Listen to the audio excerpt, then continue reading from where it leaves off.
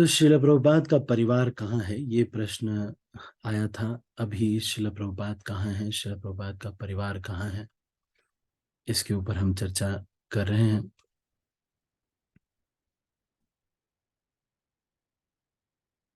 शिला प्रभुपाद के परिवार में कौन कौन सदस्य हैं, उनका क्या हुआ, कैसे उन्होंने क्या किया। तो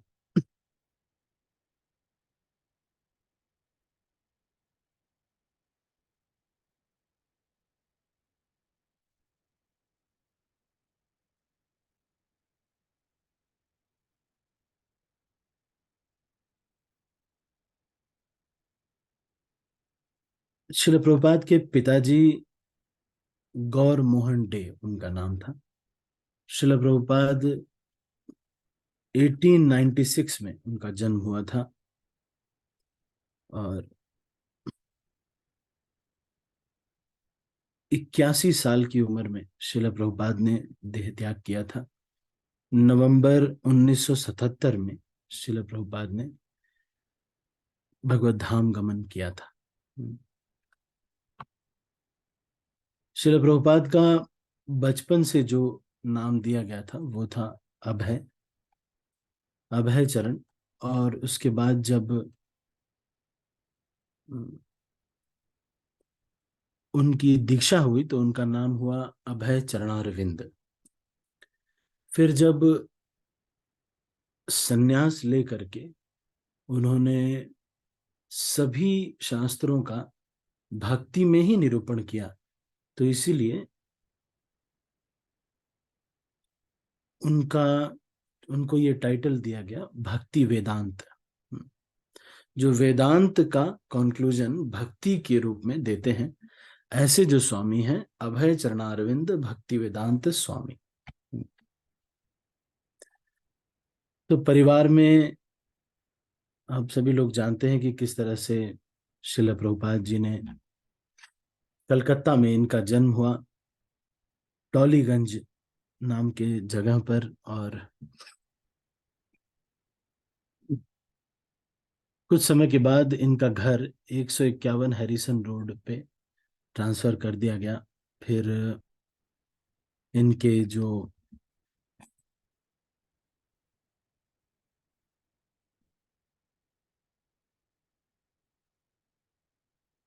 शुरू शुरू में इनको स्कूल में एडमिशन कराया गया और इनके जो शिला प्रभुपाद जो अपने गुरु से मिले तो वो नरेंद्र नाथ मलिक नाम के एक व्यक्ति थे, जिन जो कि इनके मित्र थे। उन्होंने इनको मिलाया। 22 वर्ष की उम्र में इनका विवाह हो गया और इनकी जो पत्नी थी उनका नाम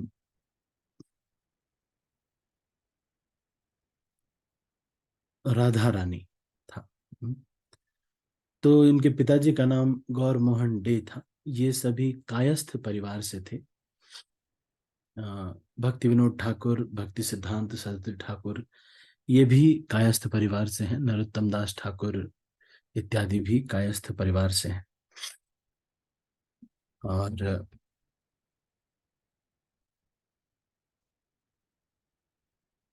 इनके माता का नाम रजनी डे था। इनके भाई कृष्ण चरण डे और इनकी दो बहनें थी, राजेश्वरी डे और भवतारिणी डे। तो जिस समय इनका विवाह हुआ, राधा रानी देवी जो थी वो 11 वर्ष की थी। 1984 में इनकी पत्नी जो राधा रानी है, इन्होंने देह त्याग किया। इनके 5 बच्चे थे, 3 पुत्र और 2 पुत्रियां। इनका जो सबसे पहला पुत्र था वो प्रयागराज उनका नाम था और उनकी बड़ी ही अल्पकाल में मृत्यु हो गई थी। कलकत्ता में 30 वर्ष की उम्र में ही उनका उनकी मृत्यु हो गई थी। और उनकी जो सुलक्ष्मणा नाम की बेटी थी, वो एक सामान्य जीवन उन्होंने दिया, क्योंकि बंगाल में सभी लोग भजन किया करते हैं, तो एक सामान्य गृहस्थ के जैसे वो जीवन जीते थे। और कलकत्ता में ही उनका विवाह हुआ और वहीं पर वो रहे। तीसरे जो पुत्र इनके हुए, वो मथुरा मोहन डे, है ना। तीसरे बच्चे इनके थे वो मथुरा मोहन डे। वो बहुत ही अ, बुद्धिमान थे, और लेकिन उनको थोड़ा सा बुरा लगा जब शिला प्रभुपाद ने संन्यास लिया। लेकिन वो काफी समय हो चुका था, उस समय तक वो लोग सब लोग सेटल हो चुके थे, क्योंकि शिला प्रभुपाद ने संन्यास बहुत अधिक एज में लिया था। उनकी जो दूसरी बेटी थी भक्ति लता, वो भी थोड़ा सा संन्यास के समय जो है नाराज थे, लेकिन वो भी सामान्य जीवन ही उन्होंने जिया। जो उनके तीसरे पुत्र थे, वृंदावन चंद्र डे, तो ये बहुत ही छोटे थे उस समय, और ये अभी भी इस्कॉन के भक्तों से कनेक्टेड रहे।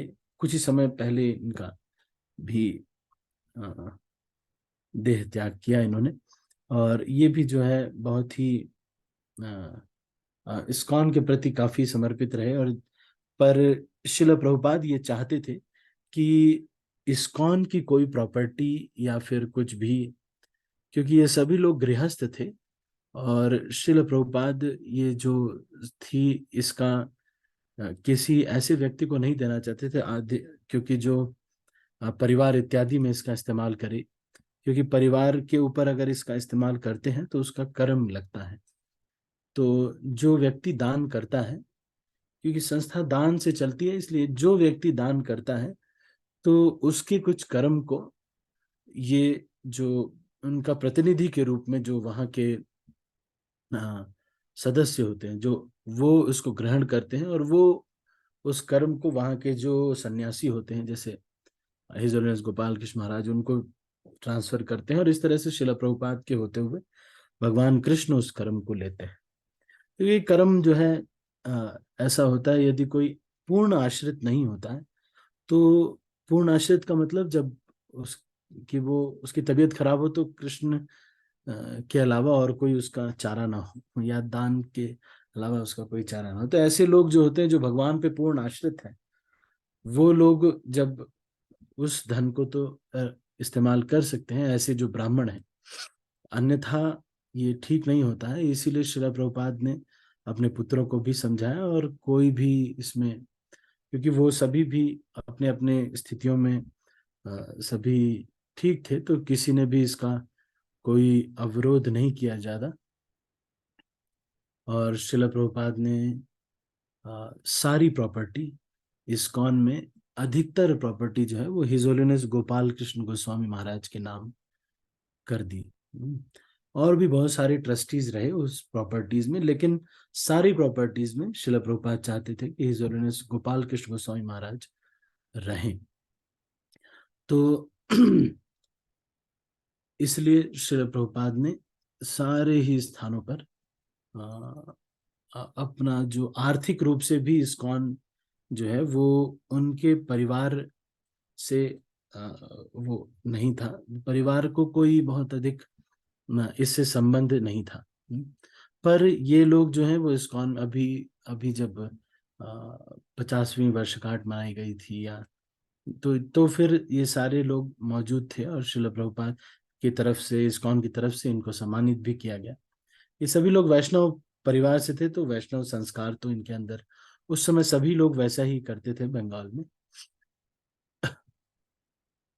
तो ये थोड़ा बहुत उनके बारे में थोड़ा परिचय हो गया। शिला प्रभुपाद ने उसके बाद फिर संन्यास लेने के बाद लीग ऑफ डिवोटीज नाम से एक संस्था भी खोली थी इंडिया में।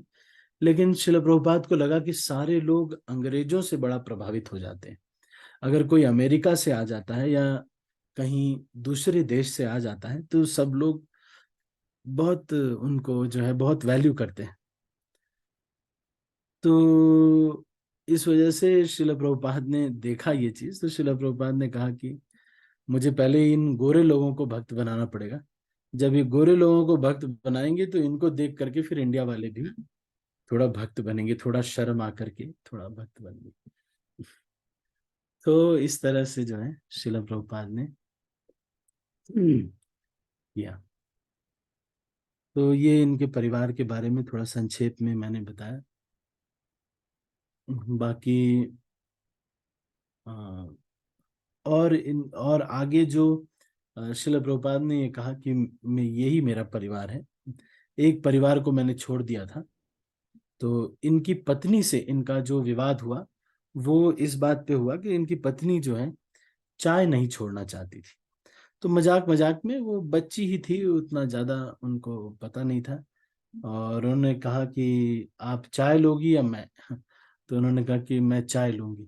तो फिर शिला प्रभुपाद को ये बहुत बुरा लगा, और उसके कुछ ही समय के बाद शिला प्रभुपाद ने जो है वहां से छोड़ दिया और जा करके उस समय नहीं संन्यास लिया, उस समय तो केवल गए वहां से। फिर उसके बाद कुछ समय तक वानप्रस्थ रहे, कुछ समय बॉम्बे सेवा भी करते रहे, गौड़ीय मठ में सेवा करते रहे। कुछ समय एडिटिंग भी उन्होंने वृंदावन में किया, मथुरा में रह करके। जो भी गौड़ीय मठ से जो पुस्तकें आती थी। तो इस तरह से उनका परिवार रहा शिला प्रभुपाद जी का। और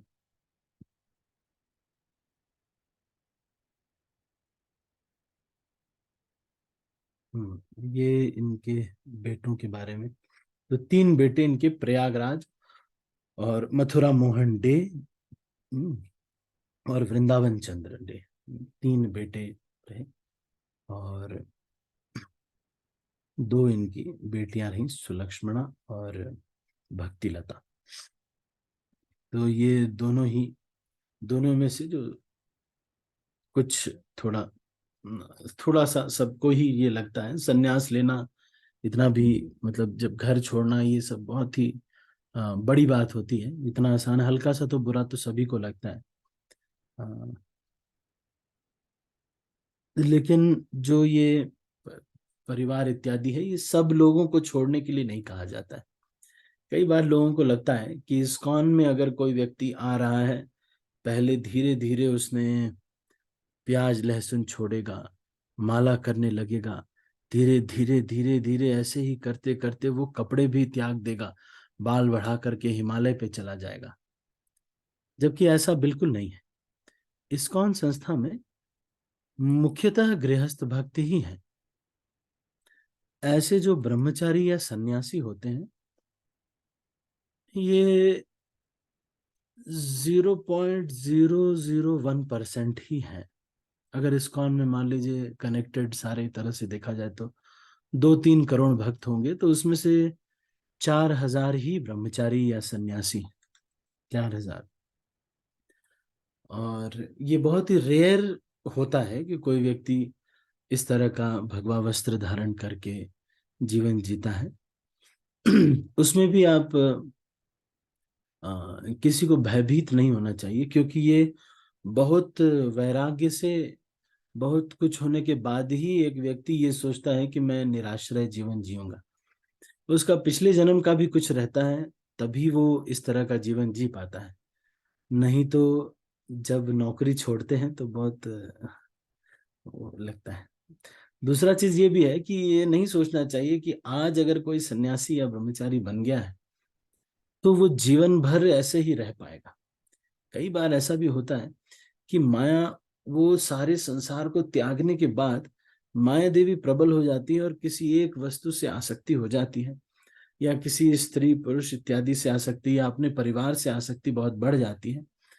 इस वजह से फिर से वो भौतिक जीवन में ही चले जाते हैं। ऐसा करना कोई गलत नहीं है, कोई अगर ब्रह्मचारी है तो। अगर जो सन्यासी होते हैं, जो दंड धारण करते हैं, उनके लिए ये एक बहुत ही निंदनीय, मतलब बड़ा ही निंदनीय कार्य है, लेकिन क्योंकि उन्होंने इसका वाव ले लिया। लेकिन जो ब्रह्मचारी है वो अगर विवाह करना चाहें तो वो कर सकते हैं। ये सामान्य प्रथा है कि पहले ब्रह्मचर्य लेते हैं, फिर गृहस्थ लेते हैं, फिर वानप्रस्थ लेते हैं और सन्यास लेते हैं। सामान्यतः जीवन यही होता है। कोई कोई ही व्यक्ति ऐसे होते हैं जो कि ब्रह्मचर्य के बाद सीधा सन्यास ले लेते हैं। तो इसमें कई बार जो पत्नियां होती हैं वो बहुत भयभीत हो जाते हैं, या फिर घर में माता पिता जो होते हैं वो बड़े भयभीत हो जाते हैं कि अरे देखो, ये तो सब संसार छूट जाएगा, अब तो इनका तो गया, ये तो गई हमारी बेटी या फिर हमारा बेटा गया, अब तो इसका। आप चिंता मत कीजिए, स्कूल कॉलेज में एडमिशन लेने से कोई आइंस्टीन नहीं बन जाता है। हम्म। और इसमें बहुत सुकृति होती, कोई एक विरला ही इस तरह का निर्णय ले पाता है। और अगर लेता है तो ये तो बड़े सौभाग्य की बात है, बड़े ही सौभाग्य की बात है।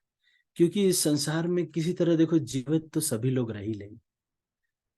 क्या खाना नहीं मिलेगा, कुछ ना कुछ करेंगे, किसी तरह से जीवित तो रह ही लेते हैं। एक दिन तो छूट ही जाएंगे वो। अपना जीवन सार्थक करके हमारा भी जीवन सार्थक करके जाएंगे तो अच्छा ही है। आप ही सोचिए कि एक ऐसा जीवन है जिसमें कृष्ण के अलावा कुछ है ही नहीं, वो और कुछ कर ही नहीं सकते। हम्म, उनको कुछ है ही नहीं, कुछ भी वो कुछ और नहीं कर सकते। कृष्ण ही कृष्ण, सुबह शाम दिन रात कृष्ण ही कृष्ण की सेवा करनी है। मरते समय भी वही कृष्ण ही याद आते हैं। अगर मान लो नहीं भी किया इस तरह का जीवन, तो भी थोड़े दिन भी अगर इस तरह का जीवन जी पा रहे हैं तो कितना श्रेष्ठ है ये जीवन। कृष्ण सारे भगवान, सारे दुनिया के मालिक हैं। ये सारे जो भी कार्य हो रहे हैं सब उन्हीं के सेवा में निमित्त है। और भगवान ही इस संसार के स्रोत है।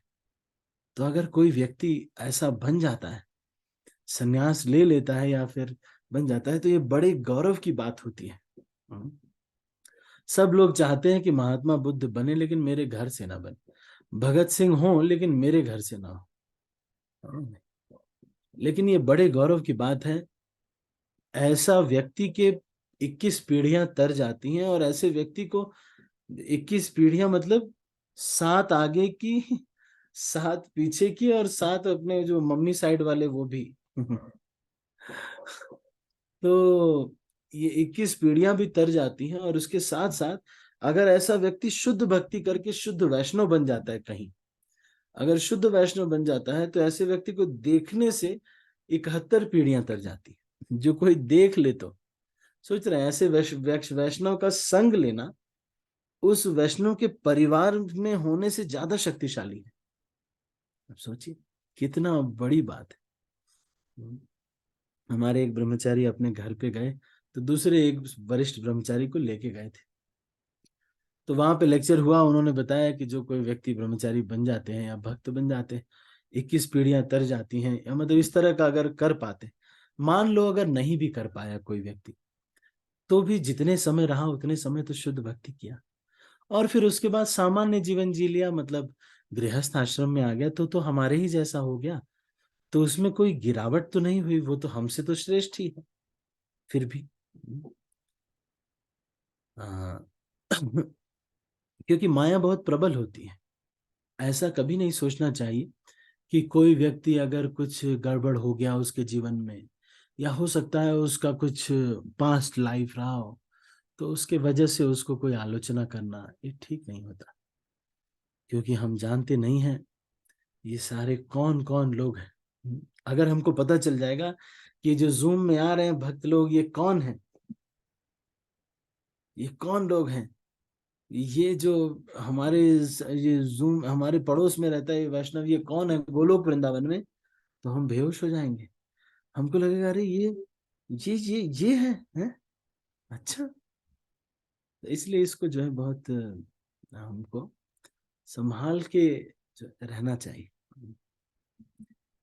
ठीक है, तो हम अभी इसको यहीं पर समाप्त करते हैं। और श्रील प्रभुपाद की पूरी जीवनी के बारे में आप पढ़ सकते हैं, सारे सब इसके बारे में काफी मिल जाता है। किस तरह से अपने गुरु से मिले, गुरु ने सबसे पहले ही मिलते हुए उनको कहा कि आप अंग्रेजी भाषा में विदेशों में इसका प्रचार क्यों नहीं करते, चैतन्य महाप्रभु के आंदोलन का। फिर इलाहाबाद गए, किस तरह से दीक्षा हुई, प्रयाग फार्मेसी बनाई। श्रील प्रभुपाद ने काफी संघर्ष किया। और किस तरह से एक बोट में जाके, शिप में जाकर के श्रील प्रभुपाद अमेरिका में प्रचार करते हैं।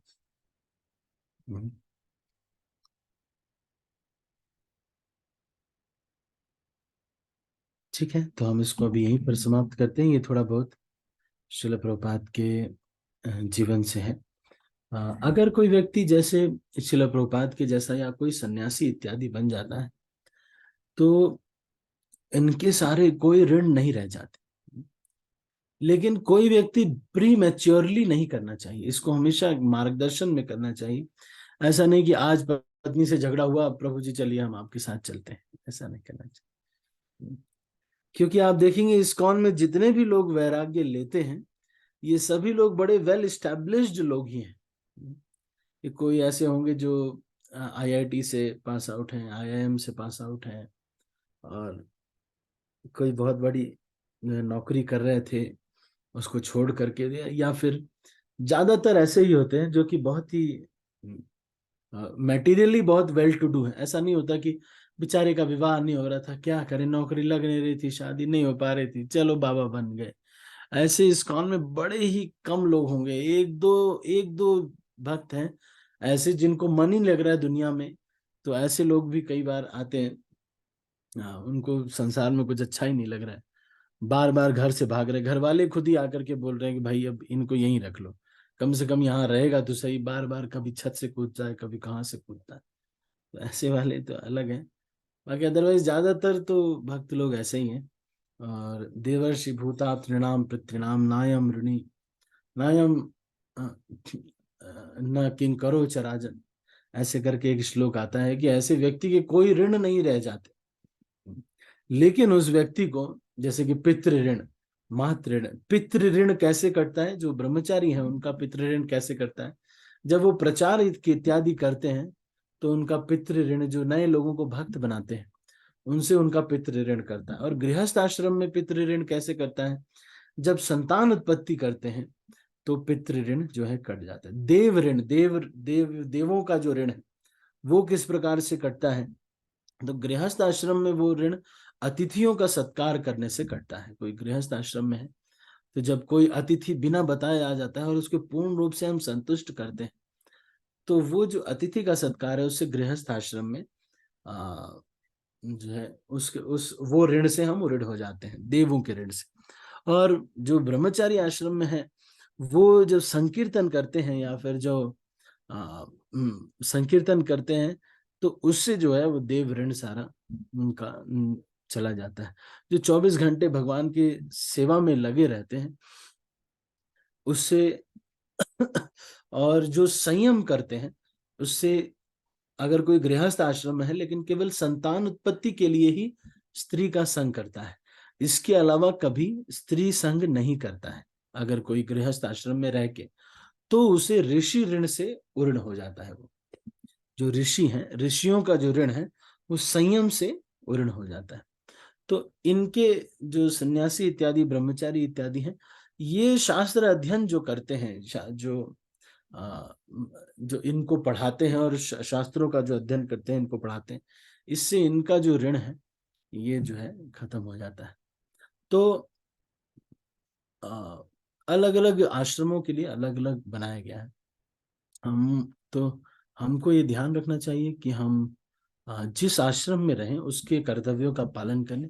कभी अगर नई नई शादी हुई रहती, कई बार शादी हुई रहती है, फिर 2-3 जब बच्चे हो जाते, 4-5 साल बीत जाते हैं, तो फिर एक अब सब हनीमून वगैरह हो गया, अब काफी तो बहुत अदम्य वैराग्य आता है।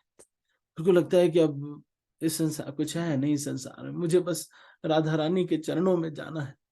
नहीं, अब तो समय आया, अब पूरा कर्तव्य निभाइए। अभी तक तो थोड़ा शारीरिक सुख स्त्री से चल रहा था, तो इसीलिए अभी थोड़ा थोड़ा मजे कर रहे थे कि चलो अच्छा है, ये ठीक है ना? नहीं।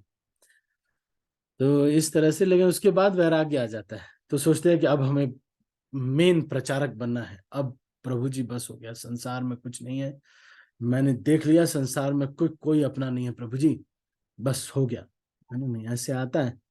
लेकिन तब ये नहीं है कि अब तो कर्तव्य हमने ले लिया, अब तो कर्तव्य।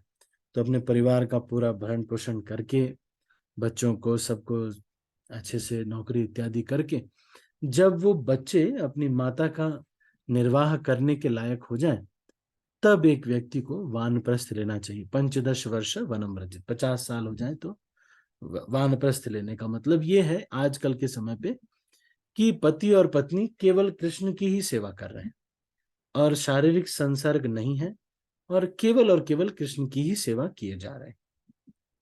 सुबह शाम घर के पास में ही मंदिर है, मंदिर के पास में ही कहीं पर स्टे कर रहे हैं, जो भी पहले की सेविंग्स से उसी से ही वो वहां पर स्टे कर रहे हैं, उसी से अपना मेडिकल इत्यादि का खर्च चलाते हैं। उनके बेटे इत्यादि कभी कभी उनको आर्थिक रूप से कुछ सहयोग करते हैं, और वो मंदिर के आसपास ही रह सकते हैं और 24 घंटे मंदिर में सेवा करें, वहीं प्रसाद लें, और शाम को सोने के लिए एक बार घर चले जाएं। तो इस तरह का वानप्रस्थ आजकल के सिनेरियो में किया जा सकता है, क्योंकि वन तो अब है नहीं। उसके कुछ समय के बाद, लगभग 6-7 साल के बाद, व्यक्ति को फिर अपनी पत्नी को अपने जो बेटे हैं उनको सौंप करके या पुत्रियों को सौंप करके फिर उनको संन्यास लेना चाहिए। हर एक व्यक्ति को ये प्लान करना चाहिए कि आगे चल के हमें संन्यास लेना है। ये नहीं सोचना चाहिए कि बस इसी तरह अब चलते रहेंगे हमेशा, पत्नी मुझे बना बना के नए नए चीजें ला कर देगी, है ना? नहीं, कभी अखरोट छील के देगी, कभी दूध देगी, कभी ये देगी, सुबह इस टाइम पे ये मिलेगा, इस टाइम पे ये मिलेगा। ये नहीं सोचना चाहिए, इससे हमारी आसक्ति बहुत बढ़ती है। फिर अगले जन्म में हम पति, हम पत्नी, वो पति, फिर अगले जन्म में इसी तरह से 7 जन्मों तक, कई जन्मों तक ये चलता रहता है, वो पति वो पत्नी, क्योंकि वो पत्नी पति से बहुत इम्प्रेस्ड है, वो पत्नी से बहुत इम्प्रेस्ड। तो पति पत्नी आपस में ही पति पत्नी पत्नी पति पति पत्नी यही करते रह जाते। ये करना नहीं चाहिए, क्योंकि आसक्ति बहुत बढ़ जाने पर बच्चों से भी बहुत ज्यादा आसक्ति नहीं होनी चाहिए कि अब, तो इससे जो है हमको सावधान रहना चाहिए। ठीक है, तो अभी हम इसको यहीं पर समाप्त करते हैं। आज थोड़ा हमने लंबा समय लिया, क्योंकि ये बड़ा महत्वपूर्ण विषय है। अक्सर ऐसे प्रश्न आ जाते हैं। मैं भी जानता हूँ कि कई बार कुछ माताएं बहुत नाराज हो जाते हैं मुझसे भी, कि उनके जो हस्बैंड हैं वो मुझसे काफी दोस्ती रखते हैं और बार बार आकर के बात बात करते हैं तो उनको लगता है कि ये जो प्रभु जी हैं यही मेरे पति को भड़का रहे हैं जबकि ऐसा बिल्कुल भी नहीं है। कोई एलकेजी में एडमिशन लेने से संन्यास नहीं लेता, लेकिन अगर किसी के अंदर ये वैराग्य आ जाए तो ये बड़ी अच्छी बात होती है, हम बहुत सौभाग्यशाली हैं। ठीक है, तो श्रील प्रभुपाद के जीवन के बारे में, उनके परिवार के बारे में थोड़ी चर्चा हुई। इसी के साथ हम इसको समाप्त करते हैं। अभी बहुत समय हो गया है, तो इसलिए हम आज प्रश्न नहीं ले रहे। अगर आपको लगता है कि कोई एक प्रश्न है जिसको आप बहुत विस्तार से चर्चा करवाना चाहते हैं, तो आप मुझे मैसेज कर सकते हैं, मैं सारे प्रश्नों के उत्तर देता हूँ। अगर पहले से मैसेज कर देते हैं तो मेरे लिए ये कंफर्टेबल रहता है कि मैं आपको थोड़ा स्ट्रक्चर्ड तरीके से, क्योंकि मेरे पास सारी चीज़ों को पहले से नोट्स वगैरह और किया है, 20 साल यही अब कर रहे हैं, तो इसलिए अगर बस यही कि थोड़ा हर चीज़ हमेशा याद नहीं रहती, जैसे इनके नाम इत्यादि मुझे नहीं आते सबके, तो धीरे धीरे अब फिर से जब रिवाइज करते हैं तो सारा कुछ आ जाता है। ठीक है, हरे कृष्णा। श्रील प्रभुपाद की जय। मैं सब भक्तों को अनम्यूट कर रहा हूँ और फिर इस मीटिंग को क्लोज कर रहा हूँ। हरे कृष्ण। हरे कृष्ण प्रभु दंडवत प्रणाम। हरे कृष्ण प्रभु जी दंडवत हरे प्रणाम। कृष्णा प्रभु जी दंडवत हरे प्रणाम। कृष्ण प्रभु जी दंडवत प्रणाम। हरे कृष्ण प्रभु जी सभी को दंडवत प्रणाम। थैंक यू प्रभु जी हरे दंडवत कृष्णा प्रणाम। माता जी प्रभु जी सभी को दंडवत प्रणाम।